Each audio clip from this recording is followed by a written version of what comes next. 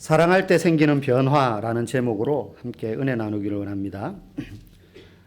고등학교 때 가을이 되면 저희 이제 학교에서 체육대회를 열었습니다. 아마 여러분들도 학교 다닐 때 체육대회 1년에 한 번씩 이렇게 열었을 겁니다. 그럼 이제 뭐 달리기부터 시작해가지고 여러 종목들을 하죠. 구기 종목도 하고. 그런데 그 중에 좀 재밌는 종목이 있었습니다.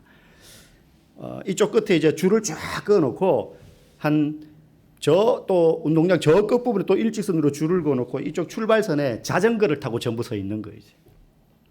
그러면 총이 빵 울리면 두 발을 땅에서 떼가지고 자전거 위에 탁 올려야 됩니다. 페달 위에. 그리고 최고 늦게 들어가는 사람이 1등 하는 경기였어요. 제일 빨리 들어가는 게 아니라. 그러니까 사실 뭐 앞으로 가는 건 누구나 다 해요. 그런데 진짜 잘 타는 애들은 딱 이렇게 서 있잖아요. 제자리에. 그래서 나 좀 탄다 이런 애들은 이제 반에서 다 출전하는 거예요. 그래서 뭐 거의 한 100여 명 정도가 쫙 해가지고 이렇게 땅 하면 이제 탁 올리는 거예요. 그 경기에서 유일하게 1등 하려면 이제 제일 늦게 가야 되는 거죠. 근데 항상 1등 하는 친구가 있었어요. 걔는 거의 뭐 묘기 수준으로 평소에도 자전거 타는 애였어요. 일반 자전거를 가지고 막 벤치 위에도 막 탁 타고 올라가고 막 앞바퀴도 막 들고 막 그런 애였거든요. 걔는 땅 하면 그냥 서 있어요. 제자리에.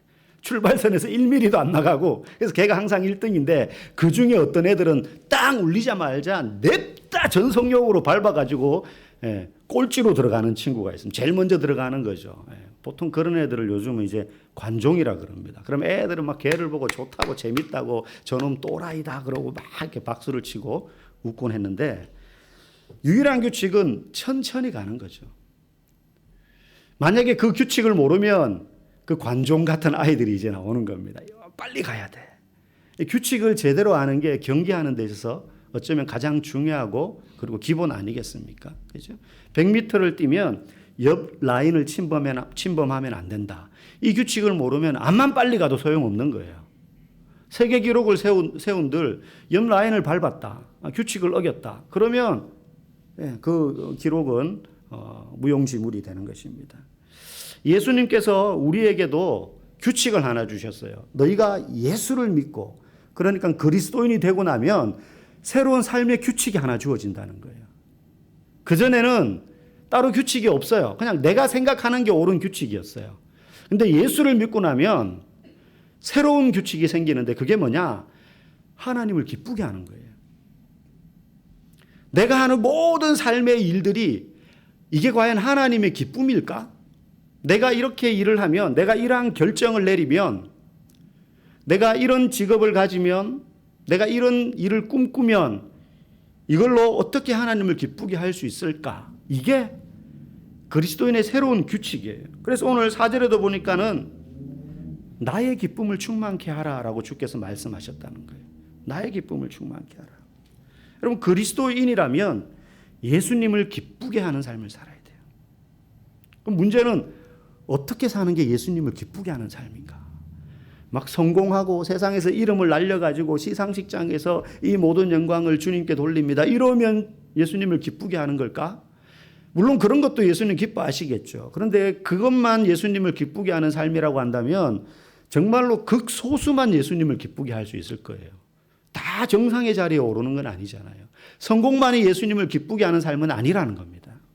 오늘 본문에는 몇 가지를 이야기합니다. 첫 번째 예수님을 기쁘게 하는 삶의 모습은요. 한 마음을 품는 겁니다. 우리 2절 말씀 같이 한번 읽어보겠습니다. 앞에 보시고 마음을 같이하여 같은 사랑을 가지고 뜻을 합하여 한 마음을 품어. 마음을 같이하고 같은 사랑을 가지고 뜻을 합하여 한 마음을 품어라. 여러분 한 마음을 품는다고 할 때 결혼만큼 잘 설명해 주는 건 없어요. 서로 다른 마음, 다른 뜻, 다른 생각을 가지고 20몇 년, 30년 살던 사람이 결혼을 하게 되면 비로소 한 마음을 품는 게 되는 거예요. 결혼은 그냥 같이 사는 게 결혼이 아니잖아요. 같이 살아도 동상이몽, 서로 다른 꿈을 꾸면, 다른 마음을 품으면 그 결혼 생활은 불행해질 수밖에 없어요. 같이 몸이 사는 것처럼 같은 마음을 품을 때 부부가 한 마음이 될 때 그 결혼 생활은 행복할 수 있는 것 아니겠어요? 자녀의 양육을 하는 데 있어서 부부가 같은 마음을 가져야 돼요. 한쪽은 막 쪼우는데 한쪽은 다 풀어져요. 그러면 부부 간에도 갈등이 생기고 자녀와 부모 간에도 갈등이 생겨요. 돈 관리 같은 것도 어떻게 돈을 우선순위를 두고 쓸 거냐. 이 문제에 있어서도 부부는 한 마음을 품어야지 가정이 하나가 된다는 거예요. 그래서 한 마음을 품는다는 건 같은 곳을 바라본다라고 표현할 수 있어요. 같은 곳을 바라본다. 여러분, 옛날에 배들은 다 노를 저어서 갔습니다. 그럼 한쪽 노만 저어서 배가 한 방향으로 갈 수 있습니까? 앞으로 못 가요. 양쪽을 같이 저어야 되는 거예요. 근데 이쪽에 한 줄, 이쪽에 한 줄, 두 줄에서 막 사람들이, 노예들이 노를 젓는데 이쪽 줄 노예들과 이쪽 줄 노예들이 서로 다른 데를 바라보고 노를 젓는다. 그 배는 바로 갈 수가 없어요. 방향을 잃어버리고 말 것입니다. 마찬가지로 그러면 그리스도인이 같은 곳을 바라보는 것이 한 마음을 품는 것인데 그 그리스도인이 다 바라봐야 될 그 한 곳이 어디냐? 바로 예수 그리스도예요. 예수 그리스도를 바라보며 사는 게 주님을 기쁘게 하는 삶, 한 마음을 품는 삶이라는 거예요. 여러분, 우리가 예수님을 바라보는 게 왜 중요합니까? 돈 버는 게 더 중요하지. 예수님을 바라보는 게 뭐 대수라고. 예수님이 눈에 보여야죠. 2000년 전의 사람들한테는 예수님이 육신으로라도 있었지만 지금은 예수님 안 보이는데 어떻게 바라보죠? 또 그게 바라볼 수 있다고 한들 그게 뭐 그렇게 중요합니까? 당장에. 여러분, 우리가 예수 믿기 전에는 보이지 않지만 각기 다른 어떤 대상들을 바라보고 살아요. 생각해 보세요. 다 자기가 원하는 곳을 봅니다. 어떤 사람은 지위를 봅니다. 회사 내에서 내가 저기까지 올라갈 거야. 어떤 사람은 돈을 봅니다. 내가 이 정도 벌 거야. 언제까지. 계획을 세우죠. 10년 뒤, 20년 뒤. 우리 애들이 출가할 때쯤에는 내가 이 정도 재산이 있어야 되고. 세상에서 사람들이 나를 알아줬으면 하는 명예를 바라봅니다. 사람들은 다 무언가 잡히지 않고 지금 당장 내 손에 주어지지 않지만 그 무언가를 바라보고 살아요. 내가 원하는 것을 바라보고 살았단 말이에요. 내 눈이 보는 곳, 내 마음이 쏠리는 곳, 내 몸이 원하는 것을 추구했고 그걸 얻으려고 사람들은 다 살아가요. 그런데 그리스도인이 되고 난 다음에는 예수님과 성경에서는 예수님과 결혼하는 관계다. 예수님이 신랑이고 우리는 그의 신부다라고 성경은 표현하거든요. 그래서 그리스도인이 된다는 건 신랑 대신 예수님과 결혼한 관계가 되기 때문에 우리는 신부로서 예수님만 바라봐야 되는 거예요. 여러분, 집에 있는 아내가 옆집 아저씨를 계속 바라본다. 둘이 거리를 나갔는데 지나가는 잘생긴 남자를 계속 바라본다. 그 부부의 관계가 건강할 수가 없어요. 아내는 남편을 바라봐야 되고 남편은 아내를 바라봐야 돼요. 그것처럼 그리스도인이라면 예수님을 바라봐야 돼요.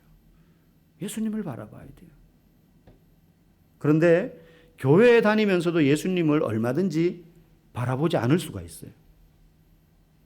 우리는 교회 꼬박꼬박 나오면 저절로 내 신앙이 차곡차곡 성장할 거라고 생각하는데 물론 그런 출발점은 되죠. 교회에 나오면 뭐 이런 훈련도 있고 저런 양육도 있고 설교도 듣고 또 기도도 하고 이런 것들을 내가 하다 보면 조금씩 신앙이 성장하는 건 사실입니다. 그런데 정말로 내 신앙이 구체적으로 예수님을 어떤 순간에도 바라보고 사느냐, 이러한 측면에서 볼 때는 교회에 나온다고 해서 예수님을 다 바라보고만 살게 되는 것은 아니다 하는 거예요. 성도는 자기의 기도 응답만 구하고 목사는 한 영혼에 집중하기보다 교인이 많아져서 교회가 커지는 것만 구합니다. 이게 나쁜 건 아닌데 그러다 보면 예수님은 온데간데 없고 예수님이 주실 것만 보는 거예요. 그것만 주면 땡인 거예요. 근데 그거 안 주면 예수님도 볼 생각이 없어요. 안 보고 싶어요. 만약에 그렇게 교회가 움직여진다면 모양은 교회일지 몰라도 그 교회는 예수님만 바라보지 않기 때문에 예수님을 기쁘게 하지 못하는 교회가 되는 것입니다. 오늘날 많은 교회들이 예수님을 바라보기보다는 예수님이 줄 수 있는 것만 바라봅니다. 삶에 문제가 생기니까 급한 마음에 그럴 수는 있는데 그럴수록 우리는 더 예수님께 집중해야 돼요. 우리의 믿음이 있음과 없음이 언제 판가름 나느냐? 삶의 어려움이 닥쳤을 때 그 순간에도 내가 예수님으로부터 시선을 떼지 않고 있느냐? 아니면 예수님이 내 곁에 계심에도 불구하고 엉뚱한 데를 바라보고 있느냐? 그 인생은 정말로 낭패를 당하게 될 것입니다. 밤바다를 항해하던 배가 풍랑을 만났어요. 예수님의 제자들이 그랬죠. 배를 타고 갈릴리 바다를 건너가는데 풍랑을 만납니다. 그 제자들은 하나같이 한평생 어부 생활을 하면서 배 타는데 잔뼈가 굵었던 베테랑들이에요. 그런데 그런 어부들조차도 무서워서 감당할 수 없을 만큼 풍랑이 거셌던 거예요. 그래서 그들은 배가 뒤집어져서 물에 빠져서 죽게 될까 봐 염려하고 걱정하는 가운데 있었습니다. 그만큼 풍랑이 심각했던 겁니다. 그런데 그때 예수님이 어디 계셨느냐? 그들과 함께 계셨어요. 그들이 탔던 배에 예수님도 밑에 함께 계셨어요. 예수님 주무시고 계셨죠. 하지만 그들은 예수님이 자신들과 함께 계셨다는 것을 알면서도 그분이 파도와 풍랑을 잠잠케 하실 만한 분이라는 사실까지 생각이 미치지 못했어요. 오히려 예수님이 자기들과 함께 그 배에 타고 계시다는 것을 알면서도 그들의 눈은 파도와 풍랑을 보면서 두려워했습니다. 우리 이렇게 아주 높은 산에 보면 절벽과 절벽 사이 구름다리 같은 데를 지나갈 때가 있잖아요. 그러면 이렇게 좀 원래 겁이 없는 사람은 그냥 룰루랄라 하면서도 잘 지나다니는데 어지간한 사람들은 다 좀 이렇게 쫄게 마련입니다. 그러면 그때 앞에 갔던 사람들이 뭐라 그럽니까? 야, 밑에 보지 마. 밑에 보지 마. 지금 당면한 문제가 이 낭떠러지예요. 그 낭떠러지를 쳐다보고 있으면 한 걸음도 못 내딛는 거예요. 문제를 보고 있으면. 그걸 보지 말고 앞을 봐야 돼요. 내 앞에 먼저 건너간 저 사람. 제자들이 지금 풍랑 가운데 어찌할 바 몰라서 그 베테랑들조차도 두려워 떨고 있는데 정작 예수님이 자기들과 함께 계셨거든요. 그런데 그들은 예수님을 보지 않고 풍랑을 봤어요. 파도를 봤어요. 밤바다를 봤어요. 그러니 두려울 수밖에 없습니다. 아무리 그 갈릴리 바다에서 잔뼈가 굵었던 어부 출신이라 하더라도 두려울 수밖에 없는 거예요. 심지어 뒤늦게 예수님이 생각나서 예수님을 깨우면서 이렇게 얘기합니다. 제자들이 주여 구원하소서 우리가 죽겠나이다. 고상하게 글로 표현하니까 이렇게 된 거지. 번역해서 예수님 뭐해요 지금? 우리 죽을 것 같아요 지금. 지금 주무실 때가 아닙니다. 막 그러면서 흔들어 깨우지 않았겠어요? 우리도요. 주일이 되면 교회를 나가고 어려움이 생기면 기도해야 된다는 거 알면서도 그 말은 예수님이 나와 함께 계시다는 걸 아니까 기도하는 것 아니겠어요? 그러면서도 한쪽에는 죽을까 봐 실패할까 봐 망할까 봐 두려울 때가 항상 있어요. 항상 있어요. 하지만 예수님은 일어나셔서 오히려 제자들의 믿음 없음을 꾸짖으십니다. 그리고는 말씀만으로 풍랑과 바다를 잔잔케 하셨죠. 내가 그리스도인이라고 자처하면서도 예수님과 상관없는 것을 보고 있다면 그 사람의 인생의 항해는요, 진로를 잃을 수밖에 없습니다. 성도들의 걱정이 바로 여기에 있어요. 어떤 성도들은 아니 그래도 나한테 돈 좀 가지고 있고 유력한 사람들이라도 좀 많이 사귀어놓고 해야 어려움이 닥쳤을 때 문제를 해결하지 예수님만 바라보고 살아라? 그거 너무 추상적이고 그거 너무 대책 없는 삶 아닌가요? 그런 걱정을 혼자 할 때가 있어요. 여러분 중요한 건요.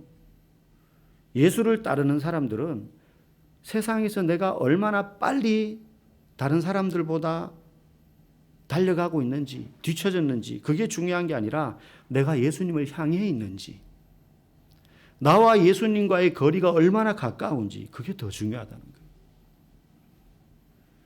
우리는 세상 사람들과 경쟁하려고 해요. 그래서 저 사람들보다 내가 반보라도 더 앞에 가 있어야 실패 안 하고 낭패 안 당하지 성공하는 삶을 살지 뒤처지면 안 돼 그래요. 아니에요. 그리스도인에게 정말 중요한 건 내가 심지어 뒷걸음을 친다 하더라도 세상 사람들과의 경쟁에서 예수님을 향해 서 있느냐? 내가 예수님과의 거리가 얼마나 가까우냐? 그게 너무너무 중요한 거예요. 그러면 그때 우리는 문제가 있지만 문제보다 더 크신 주님을 볼 수 있게 되는 겁니다. 문제보다 더 크신 주님. 우리에게는 세상의 속도가 중요한 게 아니라 예수님과 함께 가는 속도가 중요한 거예요. 예수님과 함께 가는 속도. 너무 빨리 가도 안 됩니다. 내 욕심대로. 예수님은 저 앞에 가 있는데 나 혼자 느려 터져가지고 게을러가지고 나자빠져 있어도 안 돼요. 때로는 예수님과 함께 막 달려가야 될 때도 있어요. 때로는 엘리야가 지쳐서 잠들었을 때 하나님이 먹고 재우고 하시면서 40일 동안 그를 돌보셨던 것처럼 제자리에 머물러 있어야 될 때도 있어요. 그런데 뒷걸음질 치는 것 같고 머물러 있는 것 같고 세상에서 뒤처지는 것 같지만 내가 예수님과 함께 보조를 맞추어 가고 있다면 그 인생은 안전한 인생이 된다는 사실을 여러분 믿으시기 바랍니다. 그렇기 때문에 예수님만 바라봐야 돼요. 그게 같은 것을 보는 그리스도인으로서 한 마음을 품는 삶의 모습입니다. 그때 주님을 기쁘게 하는 삶을 살게 되는 거예요. 두 번째로 어떻게 하면 주를 기쁘게 하는 삶을 사는가? 자기보다 다른 사람을 더 낮게 여겨야 돼요. 낮게 여기는 게 아니라 낮게 여겨야 돼요. 우리 3절 말씀 앞에 한번 읽어보겠습니다. 시작. 아무 일에든지 다툼이나 허영으로 하지 말고 오직 겸손한 마음으로 각각 자기보다 남을 낮게 여기고. 여러분, 겸손한 마음으로 자기보다 남을 더 좋게 낮게 여기라는 말은요. 겸손은 우리는 성품이라고 생각하는데 겸손은 성품이 아닙니다. 저 사람은 성격적으로 겸손한 사람이야. 그러니까 저렇지. 나는 성격적으로 나는 겸손이 안 돼, 나는. 여러분, 그렇지 않아요. 성경에서 말하는 겸손은 어디서 오느냐? 복음 안에서 내가 죄인인 것과 도무지 세상에 그 무엇으로도 용서받을 수 없었던 나이나 그런 내가 하나님의 은혜로 용서받았다는 사실을 기억하는 사람이 겸손할 수 있어요. 그러니까 하나님의 은혜가 얼마나 큰지를 깨닫는 사람이 겸손할 수 있는 거예요. 마태복음 18장에 보면 예수님이 한 비유를 듭니다. 임금에게 한 사람이 빚을 졌어요. 이 사람도 아마 뭐 사업을 크게 하는 부자였는지 모르겠지만 얼마의 빚을 졌느냐? 10,000달란트의 빚을 졌어요. 그럼 달란트는 화폐의 단위가 아니라 금의 무게 단위입니다. 무게. 그러니까 10,000달란트를 오늘날의 금 시세로 무게로 환산해서 금 시세를 적용하면 얼마의 돈이 되느냐? 제가 너무 많아가지고 적어놨어요. 4조 7천억. 놀라지도 않으시네요. 4조 정도는 우리 집에 있어, 이 정도. 4조 7천억. 뭐 비유니까 예수님 비유니까 막 그냥 어마어마하게 드시는 것 같아요. 근데 이렇게 큰 비용을 비유로 든 이유가 있어요. 근데 이 사람 보고 너 때가 됐는데 왜 안 갚어? 임금이 그 사람을 불렀어요. 10,000달란트 빚을 진 사람을. 그 사람이 죄송합니다. 제가 너무 지금 여력이 없고 막 그러면서 하소연을 하면서 제가 다음에 꼭 갚겠습니다. 한 번만 용서해 주세요. 막 눈물로 호소하니까 임금이 불쌍히 여겨서 그 비유해 보면 그 빚을 탕감해 줘요. 통도 크죠? 4조 7천억을 탕감해 줬어요. 여러분 중에 아마 빚이 있으신 분들은 정말로 부러울 겁니다. 4조 7천억을 탕감해 줬어요. 그런데 이 사람이 얼마나 큰 은혜를 입었습니까? 그래서 이제 홀가분한 마음으로 밖에 나왔는데 길 가다가 나한테 저번에 100데나리온 꿔간 인간이 저기 있네? 만난 거예요. 100데나리온, 데나리온은 이제 동전 단위거든요. 화폐 단위거든요. 100데나리온이라 하면 한 3개월 집품삯 정도 돼요. 3개월 월급 정도 돼요. 그럼 뭐 300만 원이다, 한 달 월급이 예를 들어. 그러면 900에서 한 1,000만 원 정도, 그 정도 어간 되겠죠. 자기가 꿔준 거예요, 그 사람을. 만났어요. 안 갚고 있었거든요. 그래가지고는 너 이놈의 자식, 3개월치 월급 돈 그거 갚으래가지고 가놓고 왜 아직까지 안 갚어? 그러면서 막 고소해가지고 막 그러는 거예요. 근데 그 소식을 아까 그 임금이 들었어요. 당장 잡아와라. 그래서 다시 붙잡혀 와가지고는 너 내가 아까 4조 7천억 깎아줬는데, 만달란트 깎아줬는데, 너 100데나리온 너한테 빚진 자에 대해서 너가 그렇게 대할 수 있어? 그러면서 감옥에 쳐넣었다 하는 비유를 예수님이 드세요. 여러분, 이 비유의 핵심이 뭐예요? 우리는 4조 7천억이나 되는, 그걸로 측정할 수 없죠. 예수님이 만달란트라는 비용을 이야기한 이유는 너희들이 꿈도 못 꿔보고 가질 수 없고 소유할 수 없을 만큼의 금액으로 표현할 수 있는 정도의 죄 용서함을 받았다는 거예요. 너네가 그런 사람이라는 거예요. 우리는 그렇게 큰 용서를 받은 사람이라는 거예요. 그래서 그 사실을 매일 생각하고 기억하며 감사하는 사람만이 그 은혜의 크기, 내게 부어주신 하나님의 은혜의 크기를 아는 사람만이 그 누구라도 나보다 더 나은 사람으로 여길 수 있다는 거예요. 저 사람이 나보다 인격적으로 더 고상하니까 저 사람을 나보다 낫게 여기고, 내가 저 사람보다는 좀 수준이 낮으니까 저 사람은 나보다 낫게 여기고, 그렇게 비교해서가 아니라, 그 사람 누구와 비교해서가 아니라 나는 하나님 앞에서 그런 용서를 받은 사람, 계산할 수 없고 측량할 수 없고 잴 수 없는 은혜를 받은 사람이다. 그걸 기억하면 누구라도 나보다 존중하게 되는 거죠. 그러므로 하나님의 용서의 은혜를 매일 생각하며 사는 사람이 겸손할 수 있는 겁니다. 그때 주를 기쁘게 할 수 있는 거죠. 세 번째로 주님을 기쁘게 하는 삶은 어떤 삶이냐? 다른 사람의 일을 돌아보는 사람입니다. 4절 말씀 읽어보겠습니다. 각각 자기 일을 돌아볼 뿐더러 또한 각각 다른 사람들의 일을 돌보아 나의 기쁨을 충만케 하라. 아멘.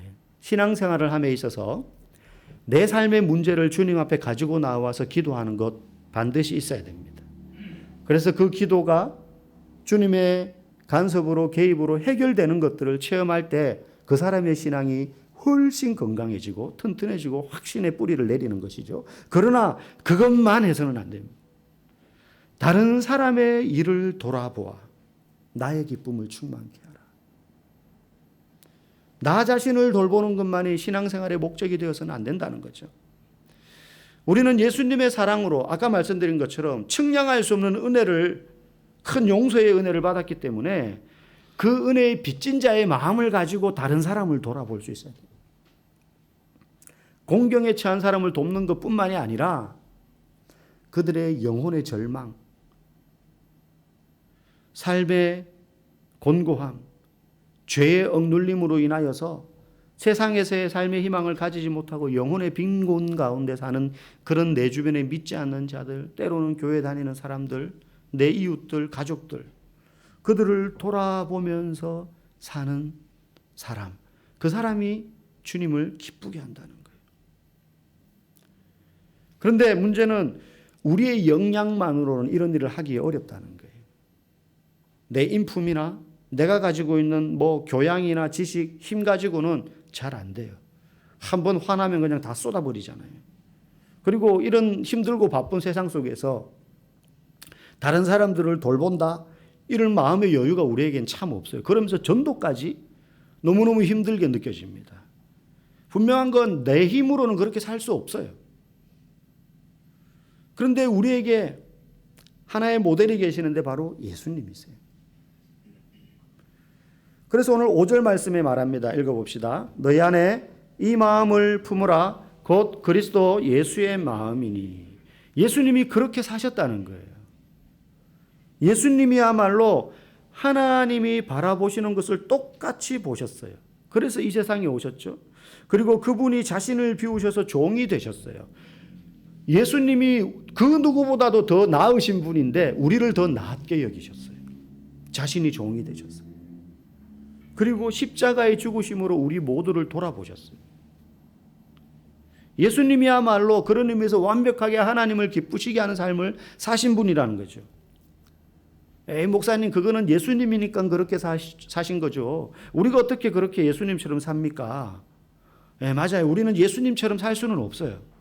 우리는 예수님이 아니니까 우리가 십자가를 예수님처럼 똑같이 질 수는 없습니다.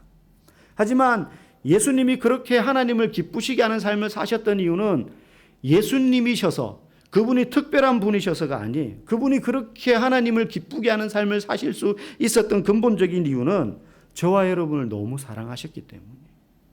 저와 여러분을 너무 사랑하셨기 때문에. 그래서 그분은 십자가를 지실 수 있었어요. 사랑 때문에 그런 일을 할 수 있었다는 거예요. 요한복음 3장 16절 말씀, 하나님이 세상을 이처럼 사랑하사 독생자를 주셨으니. 에베소서 3장 17절에서 19절 말씀 우리 같이 한번 읽어보겠습니다. 시작. 믿음으로 말미암아 그리스도께서 너희 마음에 계시게 하시었고 너희가 사랑 가운데서 뿌리가 박히고 터가 굳어져서 능히 모든 성도와 함께 지식에 넘치는 그리스도의 사랑을 알고 그 너비와 길이와 높이와 깊이가 어떠함을 깨달아. 사랑, 그리스도의 사랑. 그분이 우리를 너무 사랑하셨기 때문에 우리를 위해서 그런 일들을 함으로 하나님을 기쁘시게 하실 수 있었다는 거예요. 오늘 말씀의 제목이 사랑할 때 생기는 변화입니다. 여러분, 이거는 뭐 고상한 영적인 언어가 아닙니다. 성경에만 그런 이야기를 하는 게 아니에요. 실제요, 우리가 사람을 사랑할 때도 그래요. 여러분, 사랑의 감정을 느끼게 될 때 우리의 신체에 나타나는 호르몬의 변화가 있다 그래요. 제가 기사를 보니까 사랑의 감정을 느낄 때 우리 안에서 생성되는 호르몬의 종류들을 말을 해주더라고요. 우리 많이 들었죠. 아드레날린. 심장을 막 빨리 뛰게 만듭니다. 사랑하는 사람을 보면 그 사람에 대한 좋은 감정이 느껴지면 갑자기 심장이 쿵탁쿵탁쿵탁 뛰는 거예요. 다른 사람 볼 때는 평온한데. 옥시토신이라는 호르몬이 막 분출된답니다.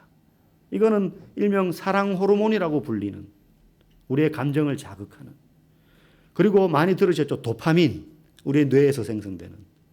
쾌락을 느끼게 만드는 거예요. 그 사람하고 있으면 막 기분이 좋은 거죠. 아무것도 안 해도. 막 즐거워요. 그냥 그 사람하고 앉아가지고 그냥 커피 한 잔만 앞에 두고 커피만 마시는데도 그게 그렇게 재밌어요. 도파민이 막 생성되기 때문에. 썰렁개그를 하는데도 막 넘어가요. 에스트로겐과 테스토스테론. 이거는 성호르몬이라 그래요. 성적인 매력을 막 느끼는 거죠. 이런 호르몬들이 막 분비되는 거예요. 사랑하는 사람과 같이 있으면. 그래서 그 사람과 같이 있으면 흥분하게 되고요. 매력을 느끼게 되고요. 환희의 감정이 막 생기는 거예요. 그리고요. 세상이 아름다워 보인대요. 똑같은 세상인데 너무너무 아름다워 보인다는 거예요. 그래서 눈이 멀어가지고 시간을 쓰고 돈을 써도 아깝지 않아요. 그 사람을 위해서 막 써도. 왜? 이런 호르몬들이 막 분비가 되니까. 이게 그냥 감정으로 퉁칠 게 아니고 우리 몸 안에서 일어나는 과학적인 변화예요. 심지어요. 보통 우리가 몸에 통증이 있으면 진통제를 먹잖아요. 약의 힘으로 통증을 다스린단 말이에요. 그런데 놀라운 건 사랑하는 사람을 생각하거나 그러면요. 고통이 덜해진대요. 그래서 여러분 번지점프 같은 데 올라가면 꼭 묻는 게 뭡니까? 지금 가장 사랑하는 사람 이름 3번 부릅니다. 그러면 영수가 그러거나 애인 있습니까? 없습니다. 그러면 부모님 이름 부릅니다. 엄마 그러면서 뛰어내리잖아요. 왜 그래요? 사랑하는 사람을 생각하면 고통이나 통증을 덜 느낀대요. 실제. 그래서 코르티솔이라는 호르몬이 우리 안에 있는데 이게 염증과 통증을 억제하는 효과가 있는 호르몬이래요. 이게 아스피린보다 수십 배 강력하대요. 그래서 이게 사랑하는 사람과 함께 있으면, 아니 그 사람을 생각만 해도 이 호르몬이 우리 안에서 막 뿜어져 나온다는 거예요. 그러니까 데이트할 때 보면 한겨울에도 그 추운데도 미니스커트 입고 그 사람 만나러 가는 거예요. 추운 줄도 모르고. 힘들어도 힘든 줄 모르고 막 2시간, 3시간 운전해서 가서 막 만나고 그러는 거예요. 우리 말에도 눈에 콩깍지가 씌었다 그러잖아요. 영국의 한 대학 교수팀이 연인들을 연구한 결과 사람이 사랑에 빠지면요, 실제 뇌의 편도체라는 부분이 있는데 그 편도체 뒷부분이 기능이 멈춰버린대요. 비활성화가 된대요. 그런데 이 뇌의 편도체가 어떤 기능을 담당하느냐 하면 비판적인 사고와 부정적인 감정을 담당하는 부분이래요. 그러니까 사랑하는 사람하고 같이 있으면 그 사람을 생각하면 이 기능이 현저히 떨어진다는 거예요. 그러니까 이게 둔해지니까 그 사람을 볼 때 그 사람의 좋은 것만 보이는 거예요. 남들이 볼 때는 제가 뭐가 좋다고 지금 저러냐 그러는데 그 사람한테는 그 사람의 좋은 것밖에 안 보이는 거예요. 왜? 뇌의 이 편도체 부분이 둔해져 가지고. 그게 콩깍지가 씌이는 거예요. 안 보이는 거예요, 나쁜 게. 사랑하면 이런 변화가 생긴다는 거예요, 우리 몸에도. 그래서 여러분, 예수님을 사랑해야 돼요. 그러면 예수님의 마음을 품게 되어 있어요. 예수님과 사랑에 빠지면 예수님이 도대체 나에 대해서 무엇을 원하실까? 내가 어떻게 살면 예수님이 기뻐하실까? 그거를 생각한다는 거죠. 예수님을 가장 사랑하게 되면 그분이 기뻐하는 삶을 살게 되어 있습니다.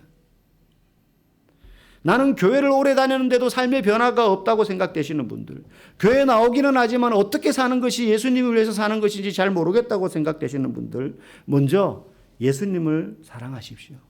가장 사랑하십시오. 도대체 지금 내 삶에 신앙이 막혀 있고 뭔가 답답하고 어떤 부분에서 이게 풀려야지 내 신앙이 예전의 뜨거움을 다시 되찾을 수 있는지 모르겠다 하시는 분들, 말씀을 펴고 기도에 무릎을 꿇고 예수님을 먼저 사랑하십시오. 그럴 때 여러분의 삶에, 가정에, 가족들과의 관계에서, 직장에서 변화가 나타나게 될 줄 믿습니다. 그런 은혜가 우리 마음 가운데 넘쳐나서 예수님의 마음을 품어 변화된 삶을 살아가시기를 주님의 이름으로 간절히 축복합니다.